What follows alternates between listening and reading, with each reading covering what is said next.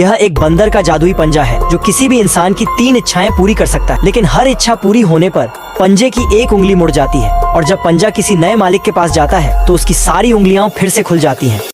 एक बूढ़ी औरत ने इस पंजे को पाया और सोचा कि इससे वह अपने परिवार को अमीर बना लेगी। अगले ही दिन वह सीढ़ियों से गिर गई और उसकी गर्दन टूट गई। वह मर गई, लेकिन उसकी मौत के बाद उसके पति को बीमा का काफी पैसा मिला और उनका परिवार सच में अमीर हो गया। लेकिन अपनी पत्नी की मौत के बाद उसके पति का जीना मुश्किल हो गया।